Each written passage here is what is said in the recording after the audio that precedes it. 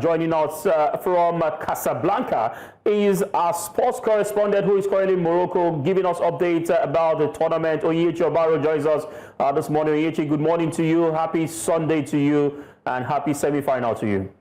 Thank you so much, Favor. Yes, happy Sunday to you also and to Okwe. I can see you guys are dissecting every single thing about this Women's African Cup of Nations. I can't go to church, but I have to do the work. Well, let's get to it. Technology has also helped us. I want to believe you probably linked up via social media to join the church you attend. But nevertheless, not just we also have a sports journalist who works with TV3 in Ghana. She's currently in Berkane. Akosia AJ joins us this morning. Good morning to you. A beautiful time to be a Ghanaian, knowing fully well that your team through to the semi-finals. Welcome. Thank you very much for joining. Okay, while we try to get Akosia AJ, Onyechi Obaro, the semi-finals, we now know the teams that are going for the title. It's Nigeria against South Africa, and for Ghana, they will be up against Morocco. What do you make of Saturday's semi-final fixtures? It went down to penalties, and at the end of the day, the goalkeepers had to come out to show that they can actually save their respective teams. All right, Favor, if that question was for me, I didn't know it was for me anyway. But Favor, I would say the semi-final I did see between Algeria and Ghana was really, really mind-blowing. It shows that teams in this competition are really, really defensively sound. And the Algerian goalkeeper, Chloe Ngazi, she was top-notch on the day. She's the last man in defense for the Algerians, and she proved that no ball will go into that net on her watch. You could see how she made crucial saves, even with the Ghanaians pressing in. But she could not just concede any goal. It was beautiful. That game went into extra time, and it was beautiful to see that these women were ready. They knew what it would cost them not to make a semi-final. So congratulations to Ghana. Ghana were able to keep their own. Though Ghana has been able to score 5 goals in this competition, but could not find the back of the net against Algeria. This is their first semi-final since 2016 and making it out of a group stage, going to a next round since 2018. So I would say that Ghana really did something beautiful there. Chantel, she was really wonderful for them in midfield. And we see Grace Asantewa, the captain of the side. She carried this team, reason why she got the player of the match. Well deserved for Grace there. The Ghanaians came all out. Coach Kim was not expecting that they would make it to the next round because of the 2 games they played after losing to the defending champion South Africa. But look at them right now. They're in the semi-final. They were able to fight their way through. And penalties, Cynthia Konlan, she was really beautiful on the day. The coach made that substitute. He knew the goalkeeper that could do the job. He knew the goalkeeper that he needed for the shootout. And she proved herself. She proved that her time in Sweden was not a fluke. It's not even a fluke at the moment. She made 2 saves, depriving the Algerians the penalties there. And that's why he ended in that fashion for the penalty shootout. So I would say all thanks to Cynthia, who helped them. The goalkeeper was substituted just at the tail end of the penalty shootout. And Grace will carry this team all the way to the semi-final. All right, thank you very much, Onyechi. Let me come to Akosia now. Akosia, welcome. Thank you very much for joining. Your team are through to the semi-finals.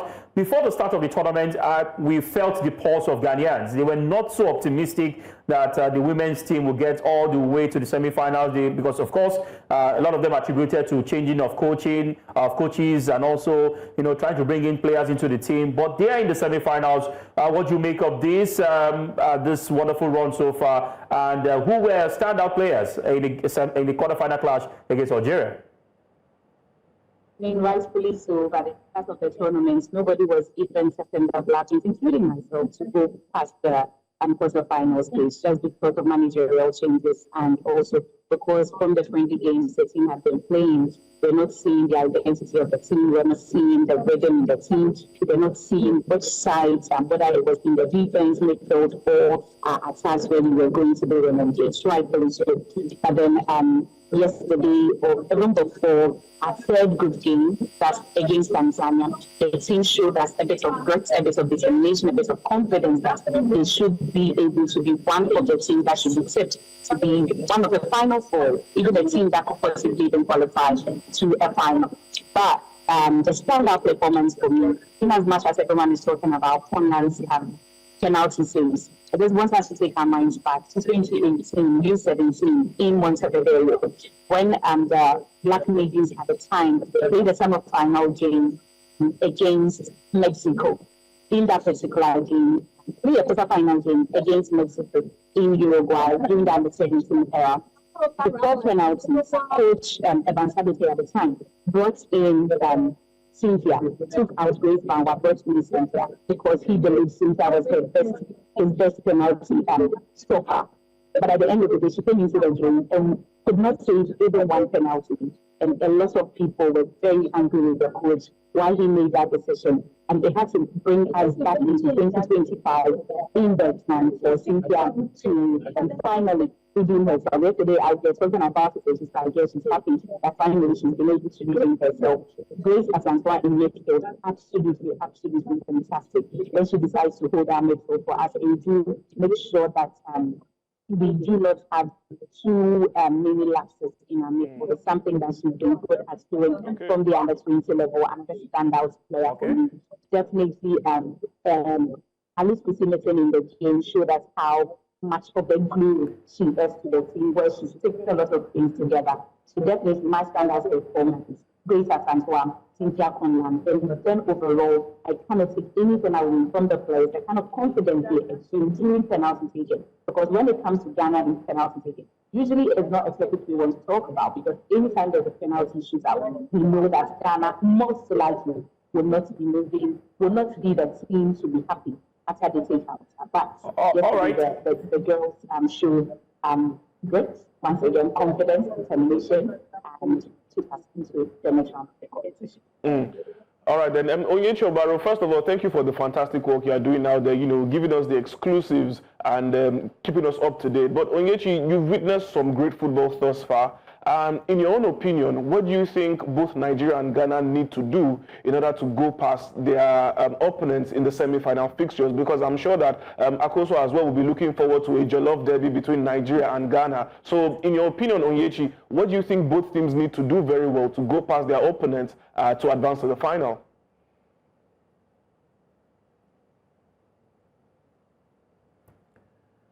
All right, I'm a patriotic person, and I believe in that jollof derby. If I'm told I will not be able to, give them the clue or give them a leeway of how they'll get past their opponents, but I just have to do it. All right, for Ghana, they have a very tough task ahead. They have Morocco, which is the host nation to face, and Morocco are not looking like a side that will back down for the fact that they are the host nation. They want to play for pride. They want to play for the fact that they want to leave this trophy, this first beautiful title of the Women's African Cup of Nations. Ghana will be playing against Morocco, against the 11 on the pitch of play, and they'll be playing against their fans. And whenever Morocco plays in this Women's African Cup of Nations, all through the tournament that they have played, they're always having the Moroccan fans coming just to rally behind them. They have them behind them, and that has been spurring them, that has been taking them all the way in this competition. Morocco are a high-scoring side. We've seen Ghislaine Chebak go all out, having braces. She's put her name on the score sheet, even in the contending. She's contending for the top scorer at the moment in this competition. And Ghana, for the fact that they've scored only 5 goals, they were only scoring 4 against Tanzania. They need to get their scoring mojo, score more goals, defend very well, pretty well against the Moroccans. And that is a tough ask, because if you look at how Ghana has been set up, they were not too strong in their first 2 games in the group stages of this competition after losing to the defending champions. But I'm hoping that this semi-final will spur them, will give them that anger, and they can channel that anger to the pitch of play with how they respond to the Moroccans. The Moroccans are tactically sound. Ohevidal is doing something beautiful with those girls, and we are seeing it. Though the Nigerian Super Falcons said that they want Morocco in the final, but if it's a jollof derby, come on, the bragging right. We want to see it. We love to see it. But Ghana will have to get past the host nation. For Nigeria, Nigeria wanted South Africa, I must tell you. Ashley Plumter, when I spoke to her at the mixed zone, she says, I would like to play South Africa. We lost against them in the group stage of the last WAFCON. So I would like to come make the wrongs right. That's what she says. That every one of them wants South Africa. They want to dent the hope of the defending champions. They do not want them to go further. And with the way South Africa have been playing, they were not too good on the day against Senegal, because Senegal did press the South Africans. The video assistant referee did go against the South Africans because they were clamoring for a penalty in that match. But South Africa has got a dependable goalkeeper, and Dlamini. Oh, she needs a honor, because what she did yesterday, the penalty shootout, their first ever in the Women's African Cup of Nations. You know that Nigeria has one man in defense, the last man in defense for the South Africans to contend with. But the Nigerians also are not parading a very a low-life team. They are parading a formidable team too. They are parading the defending, that's the reigning CAF Women's Goalkeeper of the Year in the person of Chiamaka Nnadozie. Nnadozie has not been tested in this competition, and Nigeria has not had their shootouts in this competition. South Africa has had. Now we know what Angelique Dlamini can do. Now we know that South Africa has got sharpshooters. They have people that can execute penalties. Did you see how Bambanani Mbane sealed the last penalty for South Africa? They've proven their worth. They were not good on the day against Senegal, because Senegal were wonderful, and the South Africans were not formidable on the day. But they've proven that if they stretch the game, they can do well in shootouts, because they have a dependable goalkeeper in Andile Dlamini. For Nigeria, we're scoring now. Yes, that game against Zambia, we've proven that we've gotten our scoring mojo back. But can we score against South Africa? South Africa is not parading their top woman in Thembi Gatlana, but they have Linda Matlalo. They've got Hilda Magaya. They've got Jermaine Simwe. We've not seen them score more goals in this competition. But Nigeria, they parade goal scorers, because every single player in different position are scoring for the Super Falcons of Nigeria. So if Nigeria has to go past South Africa, they need to bring their A game to the pitch of play. Why Ghana would have to think that they are facing the hosts, they're facing the fans also.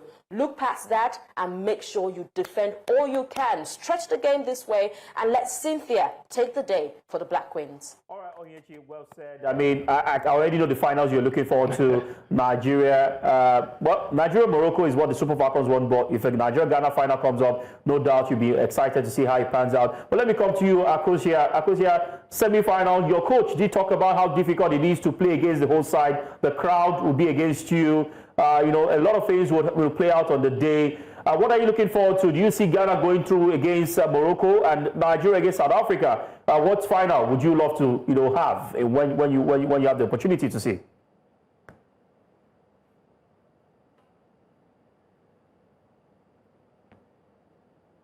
Nigeria and the final games. I mean, Nigerians now have really come into the tournament. They've shown us that from every angle, from every side, they should be able to score. Their players are very sharp, and they are so much determined. I mean, if they are able to take out Zambia from an important stage of the competition, you know that you are already at mouth ahead of the others. And so all Nigerians who probably need to do is to play the game against South Africa the same way they played against Zambia, not leaving any stone unturned, making sure that all the players are in defense, all the players are in attack, all the players are protecting the midfield as well. And if they are able to do that, I mean, it should be a very good game for the Nigerians to move past South Africa. Against Ghana, against Morocco, I mean, it's a lot that will come into play, because yesterday the Moroccans just came to support Ghana so much against Algeria, and all they were telling us that we are supporting you, but when you qualify and we meet you, we're not going to be supporting you. I mean, we've watched the Americans and how their fans will come all out at the Rabat Stadium. That's the only stadium that has been getting a huge number of people at the stadium supporting them. So you know that we're literally going to be playing against the actual players who are in the fans. That's one. Number two, we are also playing against a coach who is very, very just in women's football. someone who's won the 2023 championship in the world. I mean, it's a big deal to play against them. I think if our players would understand that you are playing against the host nation, nothing is going to go your way. Do not complain. Stick to what you want to do. Just continue playing no matter what happens. We should be able to pull something through. Because even when Senegal played against Morocco, we saw how they were very tactical, very disciplined, and but for that silly tackle that their goalkeeper made on the Moroccan player, they could have possibly played that game into a 0-0 draw. And so if we're able to apply the same tactics, learn some things from what the Senegalese did in their game against Morocco, definitely should be able to pick some points there and then be able to move up. Is it going to be very difficult? Of course it's going to be difficult. Do the French have to give up? Absolutely not. They don't have to give up. Because one thing we have learned about this Moroccan team, in as much as they score, they also concede goals. And the Black Queens have undergone every stage of this competition. We've lost a game, we drew a game, we've won a game in open play. We've also gone all the way to the penalties to win. We've been tried and tested in this tournament. So if we're going to apply all the lessons we have learned from all these 3 games, all of it's going to be a very difficult game for the both sides to go. Obviously, for a final I would want, definitely I would want us to play against Nigeria. Who doesn't want that? I mean, which Ghanaian or which Nigerian wouldn't want that? I would definitely want that. But just on paper, just by performance and everything that I have seen, I'm looking at all right, well said. Morocco. Well said, Akosia. I mean, it's really interesting. I can imagine having Onyechi and Akosia on a particular show go at each other in terms of who you think will win between Nigeria and Ghana. It will be an interesting conversation. But I want to thank you, wonderful women, for your quality time. You're having a nice time in Morocco. The interesting thing today is both countries are in the semi-finals. We wish Nigeria and Ghana all the best, and looking forward to an exciting semi-final fixture come this week. Thank you very much, Onyechi Obaro. Thank you very much, Akosia AJ, for your quality time. Look forward to seeing you guys again.